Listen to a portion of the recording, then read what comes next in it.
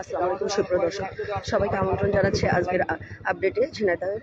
আমি সাথে আছি শারমিন আরা। সাইদুল করিম মিন্টু আওয়ামী লীগের সাধারণ সম্পাদক।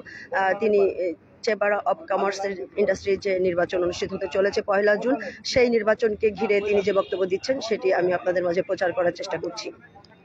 চেম্বার অব কমার্স ইন্ডাস্ট্রিজের ভোট হবে 1 জুন। দীর্ঘ 41 বছর জন্মগ্রহণ করেছেন এই চেম্বারের ফাউন্ডার যারা, আমাদের মডার্ন ল্যাবরেটরি সহ যারা ফাউন্ডার, তার মধ্যে আমাদের মডার্ন ল্যাবরেটরির এমডি বকুল আমাদের এই প্যানেলের সাথে আছে, সম্মিলিত ব্যবসায়ী আছে। আমরা এই নির্বাচন করেছি, আমরা চেয়েছি যে প্যানেল দিতে, ওনারা রাজি হননি বলেই, এই সিন্ডিকেটরা রাজি হয়নি বলে এখন নির্বাচন হচ্ছে। কারণ 41 বছরে জেনেদার এই চেম্বারে কোনোদিন নির্বাচন হয় না। এইবার নির্বাচন হচ্ছে কারণ এখানে তরুণ ব্যবসায়ী, তরুণ উদ্যোক্তারা যখন চেম্বারে ডাইরেক্টর হতে চায়, সেই কারণে এখন ভোট দিতে তারা বাধ্য হয়েছে এবং ভোটে প্রশাসক নিয়োগ হয়েছে। ভোট হচ্ছে কারণ জাতীয় নির্বাচনের কারণেই ভোট সময় মতো হয়নি এবং আমাদের ভোটারকে বঞ্চিত করবার জন্য সিন্ডিকেট হাইকোর্টে মামলা করে আমাদের ভোটার বাদ দিয়েছিলেন। আমরা আবার সেটা এফবিসিএল লড়াই করে আমরা জয়যুক্ত হয়েছি এবং আমরা এখন ভোটের অধিকার এই ব্যবসায়ীদের ফিরিয়ে দিয়েছি। ওনারা চাইছিলেন ওনারা এই 113 জন ওনাদের মতো করে ওনারা চেম্বারকে সাজাবেন, এই সিন্ডিকেটের বাইরে ওনারা যাবেন না বলে 41 বছরে এই চেম্বারে নির্বাচন হয় না। এবার ইতিহাস গড়বে। এখানে সম্মিলিত ব্যবসায়ী পরিষদের তরুণ শিল্পোদ্যোক্তা এবং ইন্ডাস্ট্রিয়াল সব শ্রেণীর পেশার মানুষকে আমাদের এই প্যানেল হয়েছে সম্মিলিত ব্যবসায়ী পরিষদ।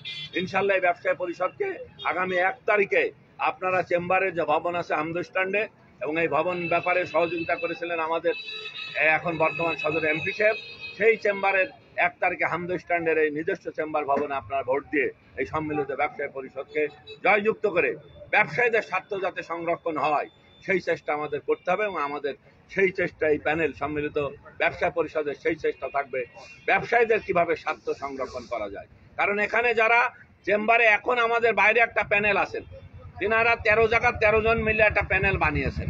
সেই প্যানেলে তারা সিন্ডিকেট বানিয়ে এই চেম্বারকে কুস্তিগত করে, ডায়াবেটিসকে কুস্তিগত করে, ট্রাক মালিক সমিতি কুস্তিগত করে, বাস মালিক সমিতি, হার্ট, চক্ষু হসপিটাল সব ওনারা কয়জনই করবেন, আর কেউ ওনারা আসতে দেবেন না। এটা আওয়ামী লীগ বলেন, বিএনপি বলেন, জাতীয় পার্টি বলেন, সব পার্টির ওনারা আগাগোড়া তেল মেরে নিয়ে ওনারা এই জায়গায় বসে আছেন। এইবার ইনশাল্লাহ আমাদের ওনাদের তেল শেষ হওয়ার পথে, আর কাউকে তেল মেরে ওনারা জায়গায় বসতে পারবেন না। মানুষের ভোট নিয়ে ওনাদের বসতে হবে, সেই ব্যবস্থা আমরা করেছি এবং ইনশাল্লাহ 1 তারিখে এই সাধারণ ব্যবসায়ী দোকানদাররা যারা এই চেম্বারের সদস্য আছেন তারাই সম্মিলিত পরিষদকে ভোট দিয়ে তাদের স্বার্থ সংরক্ষণ করবেন বলে আমরা আশা করি এবং ইনশাল্লাহ 1 তারিখে আমরা জয়যুক্ত হব। এ ব্যাপারেও আমরা আশাবাদী এবং আপনাদের সাংবাদিক বন্ধুদের আমরা সহযোগিতা চাই যে আপনারা এই জিনিসটা 41 বছরের মধ্যে কেন ভোট হয়নি সেই জিনিসটা ওনাদের কাছে জিজ্ঞাসা করবেন।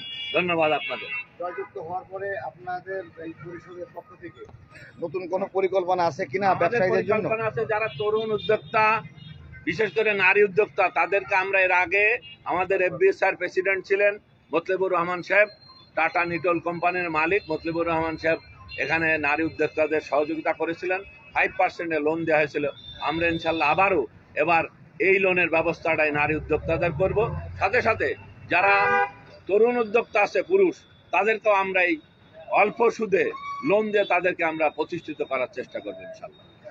ধন্যবাদ। চলেন কথা বলছিলেন সাইদুল করিম মিন্টু, চেম্বার্স অফ কমার্স ইন্ডাস্ট্রির যে নির্বাচন সেই নির্বাচনকে নিয়ে তিনি কথা বলছিলেন, যা আপনাদের মাঝে সেটি তুলে ধরার চেষ্টা করলাম। আপনারা দেখতে পাচ্ছেন।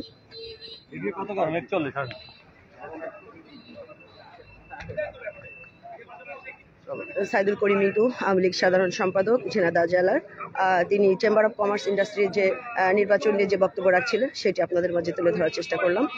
পরবর্তীতে আবারও যুক্ত হচ্ছি। সবাই ভালো থাকবে, সুস্থ থাকবে। ধন্যবাদ।